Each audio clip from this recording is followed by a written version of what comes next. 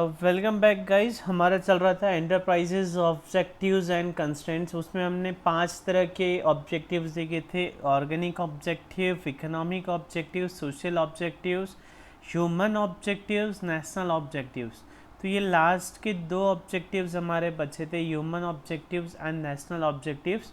तो आज हम देखेंगे ह्यूमन ऑब्जेक्टिव्स क्या होते हैं। Human beings are the most precious resources of an organization. If they are ignored, it will be very difficult for an enterprise to achieve any of its other objective. Therefore, comprehensive development of its human resources or employees should be one of the major objectives of an organization. Some of the important human objectives are: to provide fair deal to the employees at different level, to develop new skills and ability and provide a work climate in which they will grow as mature productive individuals। देखो, हर organisations में कोई ना कोई human resource होती है। Workers होते हैं, labours होते हैं, मैनेजर्स होते हैं, ऑडिटर्स होते हैं, सेल्समैन होते हैं।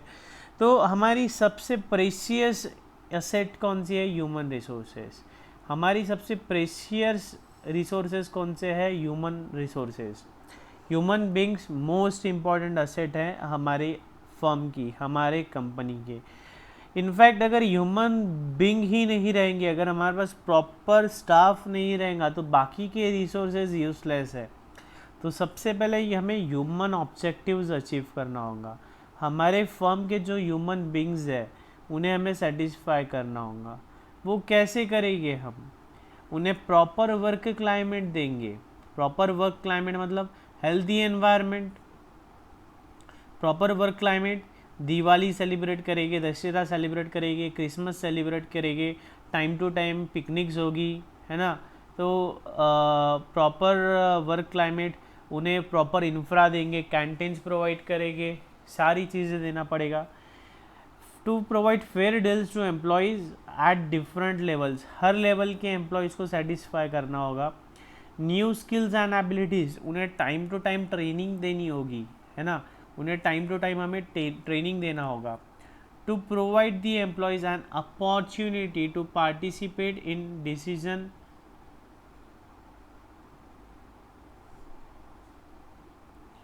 to provide the employees an opportunity to participate in decision making in matters affecting them, to make the job contents interesting and challenging। ऐसे सारे डिसीजन जिनका इम्पैक्ट हमारे एम्प्लॉयज़ पे होने वाला है, उन डिसीजंस में हमें उनको भी इन्वॉल्व करना चाहिए। उन डिसीजंस में हमें उन एम्प्लॉयज़ को भी इन्वॉल्व करना चाहिए और उनकी जो जॉब है उन्हें इंटरेस्टिंग बनानी है, उनकी जॉब को चैलेंजिंग बनानी है। If the enterprise is conscious of its duties towards its employees, it will be able to secure the loyalty and support।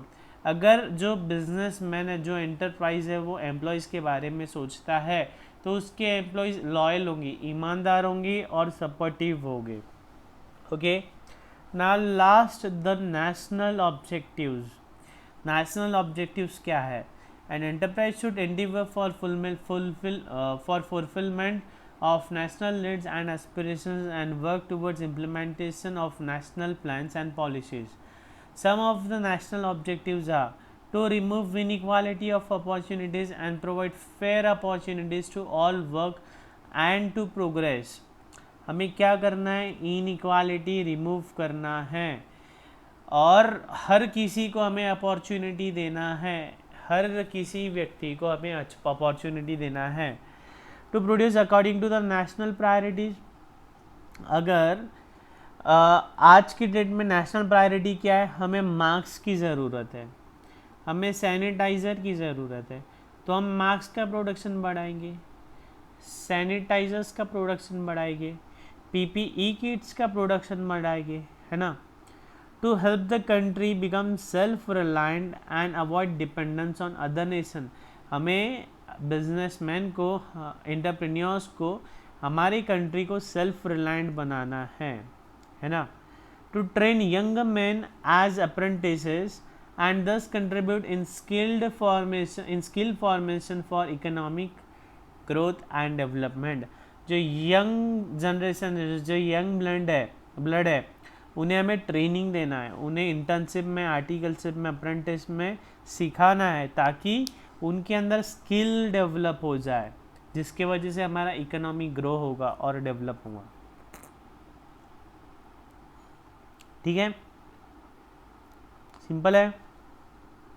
Yes, since all the enterprises have multiple goals, they need to set priorities. This requires appropriate balancing of the objectives in order to determine the relative importance of each. देखो, हर entity के अलग अलग objectives है, बहुत सारी objectives है, तो हमें हमारी प्रायोरिटीज़ डिसाइड करना होगा और प्रायोरिटीज़ के अकॉर्डिंगली हमें हमारे ऑब्जेक्टिव्स को स्ट्रीमलाइन करना होगा। Various objectives of an enterprise में conflict with one another.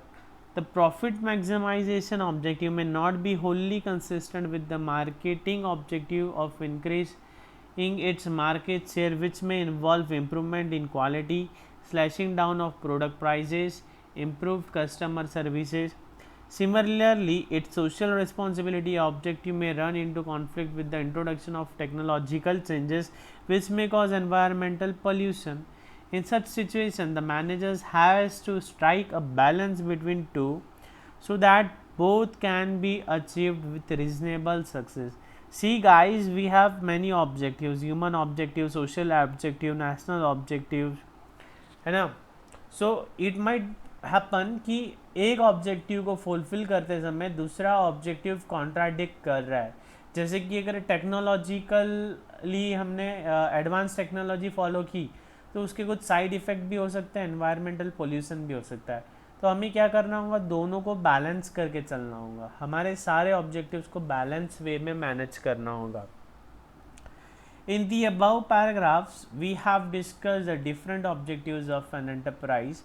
However, no comprehensive economic theory explaining the multitudes of behavior of firms under various market conditions has been developed so far. Therefore, in rest of this book, we shall continue to assume that firms aim at maximizing profit until and unless otherwise mentioned. तो हमें हमारा objective सबसे important यही समझना है कि एक firm को उसका प्रॉफिट मैक्सिमाइज़ करना है, एक फर्म को उसका प्रॉफिट मैक्सिमाइज़ करना है।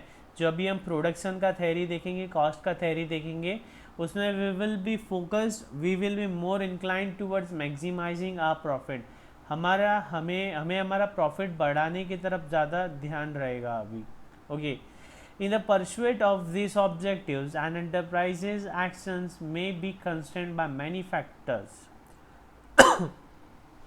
ये जो ऑब्जेक्टिव्स है उन्हें फुलफिल करने के लिए काफ़ी सारे कंस्ट्रेंट्स बीच में आ सकते हैं, हर्डल्स बीच में आ सकती है। तो क्या कंस्ट्रेंट्स है, क्या हर्डल्स है, आइए देखते हैं।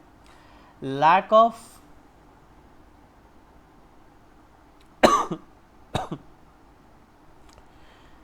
lack of knowledge and information. The enterprise functions in an uncertain world where, due to lack of accurate information, many variables that affect the performance of the firm cannot be correctly predicted for the current month or the current year, let alone for the future years. Similarly, the firms may not know about the prices of all inputs and characteristics of all relevant technologies. Under such circumstances, it is very difficult to determine what the profit maximizing price is. देखो, हमें information ही नहीं है, lack of knowledge है, lack of information है, हमारे पास business की पूरी information ही available नहीं है। ठीक है, तो ऐसे में क्या होगा, हमें हमारा ऑब्जेक्टिव तो पता है कि हमें प्रॉफिट मैक्सिमाइज करना है, लेकिन कैसे मैक्सिमाइज करना ये हमें पता नहीं है। ठीक है, तो ये एक कंस्टेंट है, ये एक कंस्टेंट है हमारे लिए। There may be other constants such as restriction imposed in the public interest by the state on the production, price and movement of factors.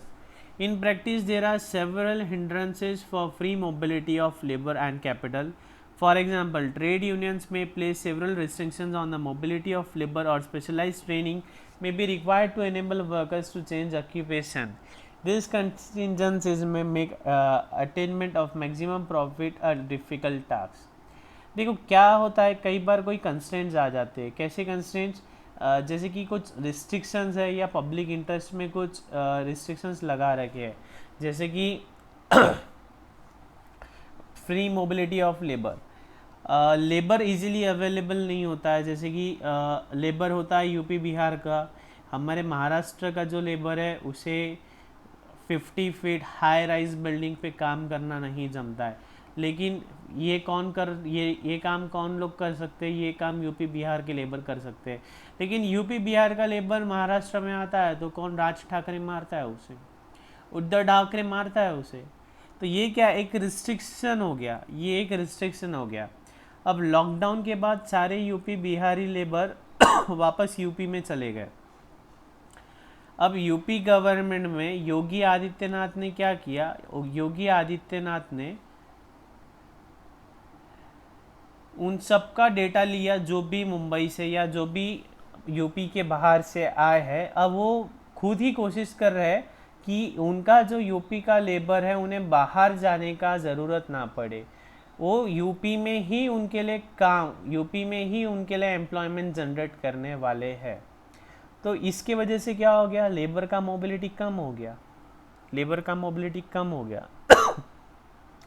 हमें कोई काम करना है, जैसे कि हमें मूर्ति बनानी है, हमें कोई आइडल बनानी है, तो वो कोई भी लेबर बना सकता है कि नहीं? उसके लिए प्रॉपर ट्रेनिंग चाहिए, जिसमें वो कला है, जिसमें वो आर्ट है, उसे ही आता है वो।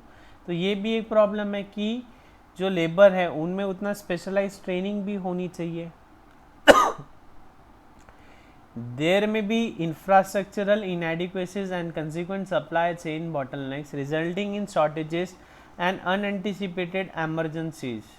For example, there could be frequent power cuts, irregular supply of raw material, non-availability of proper transport. This could put limitations on the power of enterprise to maximize profit. हमारा ऑब्जेक्टिव है हमें profit maximise करना है, लेकिन उसमें क्या हो सकता है, कई बार हमें इंफ्रास्ट्रक्चरल इनएडिक्वेसीज देखने मिलती है।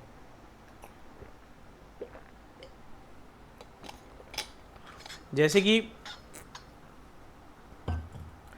कि प्रॉपर रोड्स नहीं होंगे, फ्रीक्वेंट पावर कट हो रहा है, ट्रांसपोर्ट फैसिलिटी नहीं है, रॉ मटेरियल इजीली अवेलेबल नहीं है। तो ऐसे बहुत सारी अड़चनें हमारे बिजनेस में आ सकती है। Changes in business and economic conditions which become contagious due to highly connected nature of economies place constraints by cause demand fluctuation and instability in the firm's sales and revenue.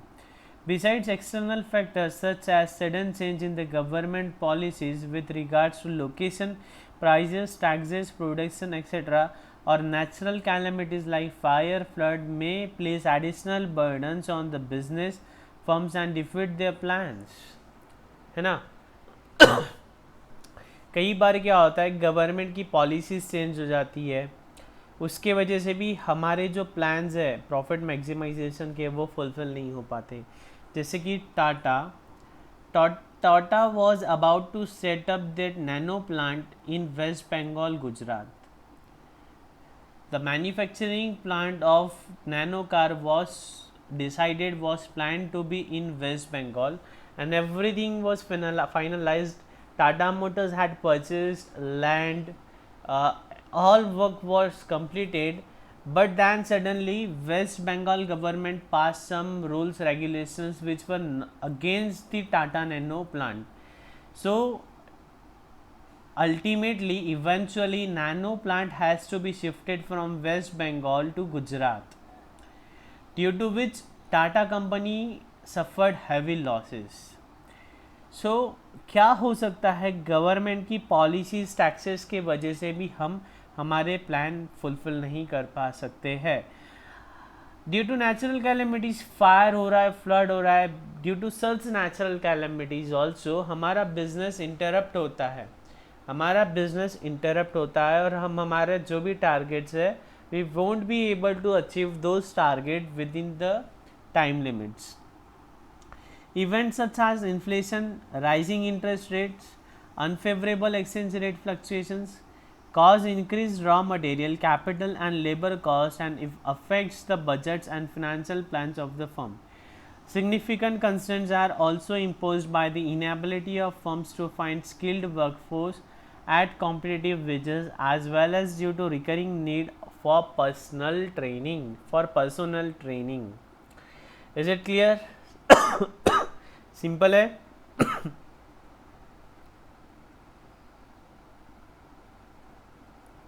Okay अब देखेंगे enterprises problem.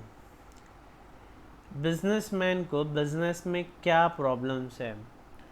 And enterprises face a number of problems from its inception through its life time till its closure.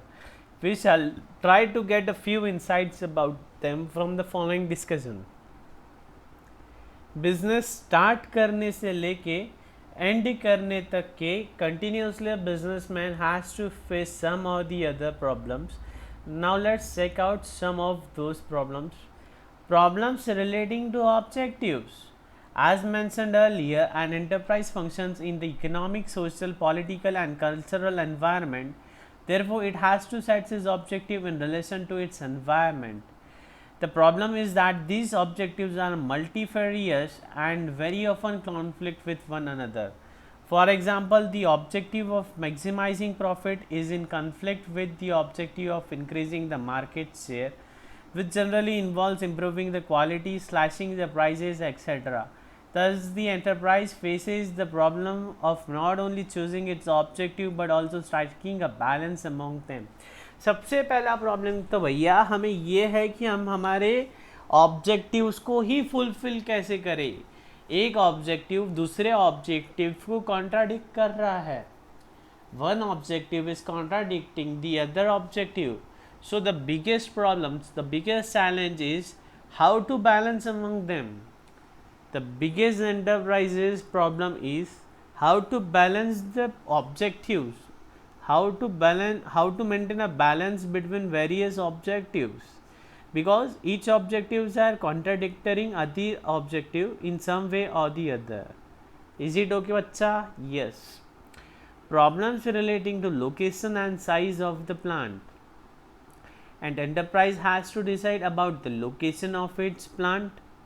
It has to decide whether the plant should be located near the source of raw material or near the market. It has to consider costs such as cost of labor, facilities and cost of transportation. Of course, the entrepreneur will have to weigh the relevant factors against one another in order to choose the right location which is most economical. The second problem which they have given is location and size of the plant. भैया जी हमारा factory कहाँ setup करना है. जहाँ हमें raw material available है वहाँ करें या जहाँ हमारा फिनिश प्रोडक्ट सेल होने वाला है वहाँ करें. यही एक बड़ी दुविधा है. जहाँ हमें रॉ मटेरियल मिल रहा है उस एरिया में हम हमारा प्लांट एंड मशीनरी स्टार्ट करें क्या, या जहाँ हमें हमारा प्रोडक्ट सेल करना है वहाँ सेट करें, है ना. बिकॉज अवेलेबिलिटी ऑफ लेबर भी लगेगा. मान लो अगर हमें हमारा रॉ मटेरियल जंगल में मिल रहा है या काफ़ी रिमोट एरिया में मिल रहा है तो वहाँ लेबर आएगा क्या, वहाँ ट्रांसपोर्टेशन फैसिलिटी होगी क्या, वहाँ इलेक्ट्रिसिटी होगी क्या, है ना. ये एक चैलेंज हो सकता है.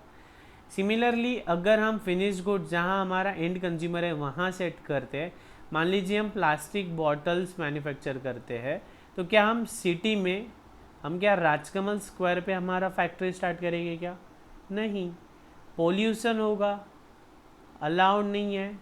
हाई टेंशन का इलेक्ट्रिसिटी लाइन लगेगा, ये अवेलेबल नहीं होगा. बहुत सी बातें हैं जो अवेलेबल नहीं होगा. नॉइज़ पोल्यूशन होगा, नेबरिंग पीपल हमें कंप्लेंट कर सकते हैं, हमारी कंप्लेंट कर सकते हैं. तो स्ट्रैटेजिकली हमें हमारे प्लांट का लोकेशन एंड साइज डिसाइड करना होगा. जो भी मोस्ट इकोनॉमिकल होगा हम उसी के साथ जाएंगे. Another problem relates to the size of the firm. It has to decide whether it is to be a small scale unit or large scale unit. Due considerations will have to be given to technical, managerial, marketing and financial aspects of the proposed business before deciding on the scale of operations.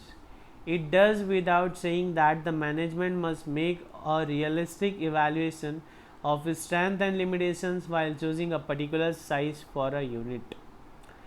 हमें क्या level पे business करना है, हमें day one पे 1 lakh units produce करना है या 10,000 यूनिट्स, हमें बड़ी कैपेसिटी पे काम करना है या छोटी कैपेसिटी पे काम करना है, हमें सिर्फ महाराष्ट्र में, हमें पूरे महाराष्ट्र में गुड सप्लाई करने हैं या सिर्फ अमरावती में करने हैं, ये सारे डिसीजंस हमें लेने होंगे. हमें हमारे बिजनेस की, हमें हमारे फर्म के साइज़ के बारे में सोचना होगा. Isn't it? Yes. Problems relating to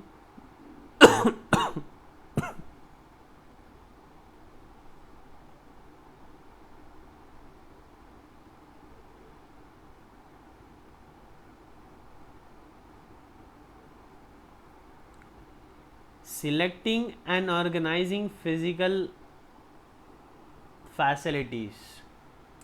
A firm has to make decisions on the nature of production process to be employed and the type of equipment to be installed. The choice of the process and equipment will depend upon the design chosen and the required volume of production. As a rule, production on a large scale involves the use of elaborate, specialized and complicated machinery and processes. Quite often, the entrepreneur has to choose from among different types of equipment and processes of production. Such a choice will be based on the evaluation of the relative cost and efficiency.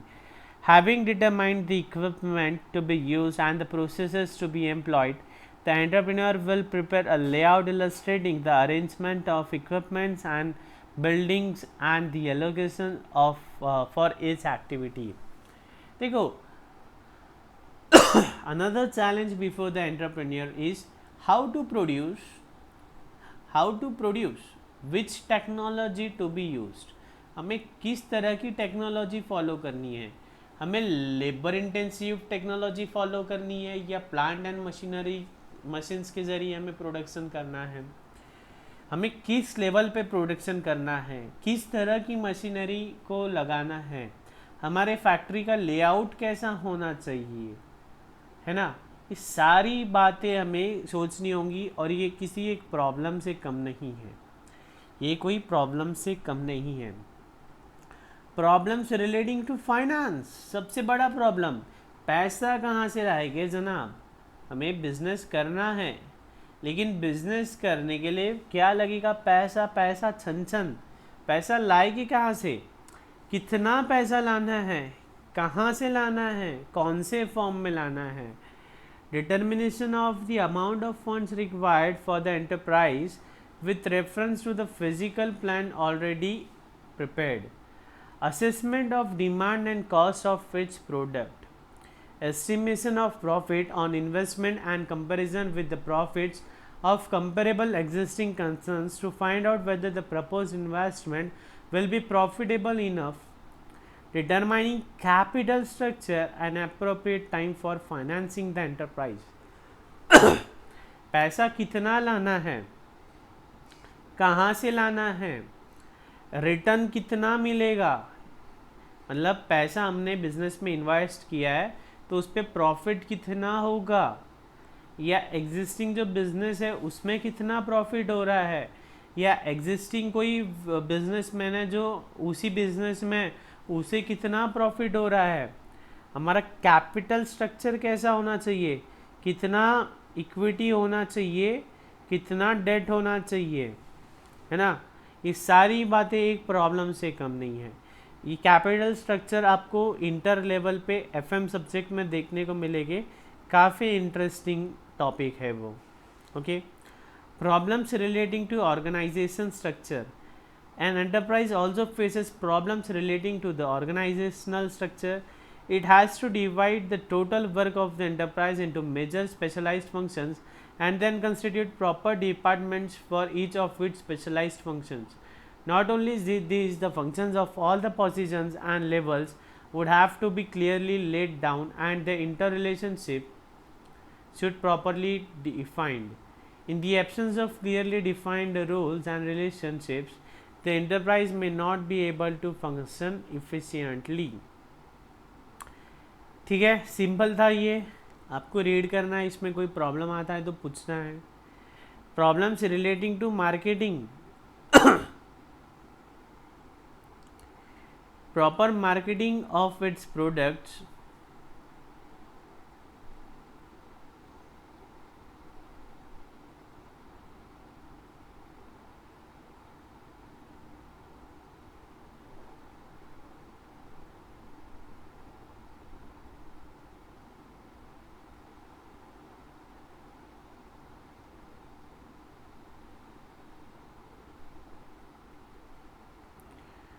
Proper marketing of its products and services is essential for the survival and growth of an enterprise. For this, the enterprise has to discover its target market by identifying its actual and potential customers and determine tactical marketing tools it can use to produce desired responses from its target market.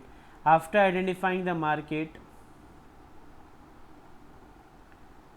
the enterprise has to make decisions regarding 4 P's. देखो, हमें पहले decide करना होगा हमें किससे product cell करना है. हमने डिसाइड किया हमें कार बनाना है. ठीक है, तो कार कौन सी बनाना है? कार कौन सी बनाना है? सीडन बनाना है, एसयूवी बनाना है, हैचबैक बनाना है, या टॉयज़ वाली कार बनाना है? यस, ये भी बड़ा मार्केट है. तो हमें हमारा पहले मार्केट डिसाइड करना है, कौन से सेगमेंट में हमें डील करना है. ठीक है, फिर उसमें मार्केटिंग कैसे करना है. हेलो, हाँ, सोइए. हाँ, नहीं सोए. हाँ.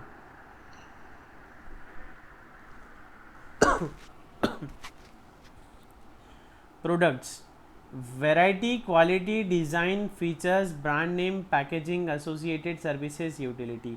हमें सोचना होगा कि प्रोडक्ट कैसा होना चाहिए, क्या क्या वेराइटीज़ है उसमें, क्या क्या वेरिएशंस ला सकते हैं, उसकी क्वालिटी कौन सी होनी चाहिए, कैसे डिज़ाइन करनी है, फीचर्स क्या क्या देने हैं हमें, ब्रांड नेम क्या यूज़ करना है, पैकेजिंग कैसी देनी है, बॉक्स में देना है, रैपर में देना है, कैसे देना है, एसोसिएटेड सर्विसेज, यूटिलिटी, है ना. प्रमोशन, हमें प्रमोशन कैसे करना है, एडवर्टाइजमेंट कैसी करनी है, टीवी पे करनी है, रेडियो पे करनी है, पब्लिसिटी कैसी करनी है, हमें एक्टर कौन से एक्टर को एडवर्टाइजमेंट देनी है, क्रिकेटर को देनी है, फिल्म स्टार को देनी है, न्यूज़पेपर में एडवर्टाइज करनी है या किसी ऐप पे करनी है. प्राइसेस कैसे होने चाहिए हमारे, एग्रेसिव प्राइसिंग होना चाहिए क्या, काफ़ी कम रेट में हमने मार्केट में प्रोडक्ट लॉन्च करना चाहिए क्या, या हमने प्रीमियम प्राइस पे प्रोडक्ट सेल करना चाहिए, कैसे करना चाहिए, डिस्काउंट कब देना चाहिए, क्वांटिटी डिस्काउंट देना चाहिए कि नहीं देना चाहिए, कितने दिन की क्रेडिट पीरियड देना चाहिए, ये सारी चीज़ें हमें सोचना होगा. Place, policy regarding coverage, outlets for sales, channels of distribution, location and layouts of stores, inventory, logistics etcetera. हमें ये भी सोचना होगा कि हमारा आउटलेट कहाँ पे होगा, कैसे आउटलेट होंगे, फैक्ट्री आउटलेट्स होंगे या मॉल में होंगे या शॉप्स में होगा, कैसे हमें सेल करना है. हमें शॉप्स में सेल करना है, मतलब ब्रिक स्टोर में सेल करना है, या ऑनलाइन स्टोर पे हमारे प्रोडक्ट सेल करना है. ये सारी बातें डिसाइड करना एक हमारे लिए कंस्ट्रेंट है, ये एक हमारे लिए चैलेंज है. ओके, बहुत सिंपल टॉपिक है ये जो अभी हम रीड कर रहे हैं, एकदम सिर्फ रीड करने वाला ये टॉपिक है. एज सच एक्सप्लेनेशन करने लायक इसमें कुछ है नहीं. Problems relating to legal formalities. A number of legal formalities have to be carried out during the time of launching of the enterprise as well as during its lifetime and its closure. देखो, हम कोई business start कर रहे हैं तो बहुत सारी legal formalities लगती है. जैसे कि अगर हम कंपनी फॉर्म कर रहे हैं तो कंपनी फॉर्मेशन के लिए स्पाइस के डॉक्यूमेंट भरने पड़ते हैं, पैन लगता है, टेन लगता है, सॉप एक्ट लगता है, डायरेक्टर्स के डीन लगते हैं, बहुत सारी चीज़ें लगती है। पोल्यूशन कंट्रोल बोर्ड का एनओसी लगता है, लैंड अलॉटमेंट लेटर लगता है, आसपास के लोगों का एनओसी लगता है। तो एंटरप्राइज स्टार्ट करने के लिए भी बहुत सारी लीगल फॉर्मेलिटीज़ करनी होती है। लाइफ टाइम में भी बहुत सारी लीगल फॉर्मेलिटीज़ कंप्लाई करनी होती है। But every year pollution control board का एनओसी लगता है, फायर ऑडिट्स कराने होते हैं, इनकम टैक्स ऑडिट कराना होता है, स्टैट्यूटरी ऑडिट कराना होता है, जीएसटी के कंप्लायंसेस होते हैं। तो ऐसे कई सारे ढेर सारे कंप्लायंसेस होते हैं। इतना ही नहीं, क्लोजर के टाइम पे भी हमें कंप्लायंसेस करना पड़ता है, जैसे कि at the time of liquidation of companies हमें किसे किसे कितना कितना पैसा देना है, कौन सी सीक्वेंस में देना है, क्या रेट से देना है, वो सारी बातें काफ़ी कॉम्प्लिकेटेड होती है। तो लीगल फॉर्मेलिटीज़ बहुत इन्वॉल्व है बिजनेस में, from start, from its inception till its end. ठीक है। This formalities relate to assessing and paying different types of taxes, maintenance of records, submission of various types of information to the relevant authorities from time to time. Time to time हमें GST return file करने पड़ रहे हैं, time to time corporation को हमारी details देनी पड़ती है। तो ऐसी बहुत सारी बातें होती है। वेजेस प्रॉपरली पे कर रहे क्या, बोनस प्रॉपरली पे कर रहे क्या, इंश्योरेंस प्रॉपरली निकाला है क्या। तो बहुत सारे कंप्लायंसेस होते हैं जो हमें टाइम टू टाइम फुलफिल करने होते हैं। Problems relating to industrial relations. With the emergence of the present day factory system of production, the management has to devise special measures to win the cooperation of a large number of workers employed in the industry. Misunderstanding and conflict of interest have assumed enormous dimension that this cannot be easily and promptly dealt with. Industrial relations at present are much more involved and complicated. Various problems which an enterprise faces with regards to industrial relations are the problems of winning workers, cooperation, the problem of enforcing proper discipline among workers. देखो, हमें जो industrial workers हैं हमारे, उनके साथ हमारा proper dealing होना चाहिए। नहीं तो क्या हो सकता है, वर्कर का यूनियन स्ट्राइक पे जा सकता है, वर्कर का यूनियन स्ट्राइक पे जा सकता है। और माय डियर फ्रेंड, सबसे इम्पॉर्टेंट है ह्यूमन रिसोर्सेज। अगर ये हमारे साथ नहीं है तो हमारा बहुत नुकसान हो सकता है। तो हमें हमारे वर्कर्स का कॉन्फिडेंस जीतना होगा, हमें हमारे वर्कर्स का कॉन्फिडेंस जीतना होगा। आज की डेट में ऐसा है, महाराष्ट्र में लेबर से हम इतना दूर रहने दो, महाराष्ट्र का छोड़ो, हमारे घर में ही देखो काम वाली बाई इजीली मिलती है क्या? अगर जूनी काम वाली बाई काम छोड़ के चली जाती है तो नई बाई ढूंढने के लिए कितनी तकलीफ होती है। क्यों? क्योंकि शॉर्टेज है लेबर की शॉर्टेज है। तो हमें लेबर के साथ में इंडस्ट्रियल रिलेशंस हमारे प्रॉपरली मेंटेन होना चाहिए। हमारी वर्क फोर्स के साथ में प्रॉपर ट्यूनिंग बना रहना चाहिए। ठीक है, हमारे वर्क फोर्स के साथ हमारा ट्यूनिंग बना होना चाहिए। तो हमने 5 ऑब्जेक्टिव्स देखे थे। देखो कौन से ऑब्जेक्टिव्स थे? Organic objective, economic objective, social objective, human objectives, national objectives. फिर उसके बाद में we have seen the constraints. Constraints में हमने क्या क्या देखा? हमारे पास नॉलेज नहीं है, इंफॉर्मेशन नहीं है, कुछ अपना रिस्ट्रिक्शंस इम्पोज किए हुए, लेबर की अवेलेबिलिटी नहीं है, इंफ्रास्ट्रक्चरल इनएडिक्वेसीज है। उसके बाद में इकोनॉमिक एंड बिजनेस कंडीशंस काफ़ी डायनामिक्स है, तो हमें वो समझना होगा। बाद में हमने देखा इन्फ्लेशन हमारे हाथ में नहीं है, इंटरेस्ट रेट बढ़ रहा है, महंगाई बढ़ रही है, ये हमारे हाथ में नहीं है। एंटरप्राइजेस के प्रॉब्लम्स हमने देखी, कौन सी? हम हमारे ऑब्जेक्टिव्स को लेके ही क्लियर नहीं है, हमें कहाँ पे बिजनेस स्टार्ट करना है और क्या लेवल का करना है ये हमें नहीं पता है। हमारी फर्म का साइज़ क्या होना चाहिए, इसमें ही अभी कन्फ्यूजन है। कौन सा फिजिकल फैसिलिटीज़ हमें यूज़ करनी है, कौन सी टेक्नोलॉजी यूज़ करनी है, पैसा कहाँ से लेना है, कौन सा स्ट्रक्चर होना चाहिए, कैपिटल स्ट्रक्चर कैसा होना चाहिए, इन्वेस्टमेंट में रिटर्न कितना होने वाला है, यही हमें नहीं पता है। ऑर्गेनाइजेशन का स्ट्रक्चर कैसा होना चाहिए, पार्टनरशिप फर्म फॉर्म करे, एलएलपी करे, कंपनी एलएलपी करे, सारा काम एक ही मैनेजर करे या डिपार्टमेंटलाइजेशन हो, पार्टनरशिप फॉर्म करे या कंपनी का फॉर्म करे, सोल प्रोप्राइटरशिप फॉर्म करे, कैसे क्या स्ट्रक्चर होना चाहिए हमारा, कौन किसको रिपोर्टिंग करने का, ये हमें डिसाइड करना होगा। हमारे प्रोडक्ट का मार्केटिंग कैसे करना है हमको, ये भी एक बड़ा चैलेंज है। बाद में हमने देखा लीगल फॉर्मेलिटीज़। जब बिज़नेस स्टार्ट होता है तब से लेके क्लोज होने तक के बिज़नेस में लीगल फॉर्मेलिटीज़ बहुत सारी है। लास्ट में हमने देखा है इंडस्ट्रियल रिलेशन, हमारा रिलेशन हमारे एम्प्लॉयज़ के साथ, हमारे स्टाफ के साथ कैसा है वो हमें मेंटेन करना होगा, वो हमें चेक करना होगा, उस पर हमें ध्यान देना होगा। तो एक बार जितना अभी पढ़ा है उतना रीड करिए।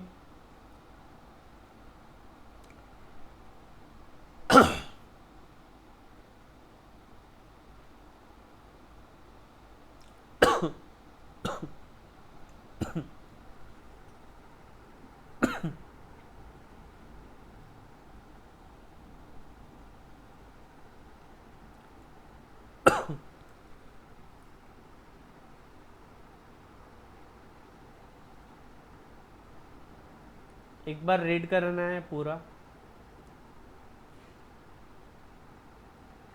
जितना भी अभी अपन ने पढ़ा है वो एक बार रीड कर लीजिए।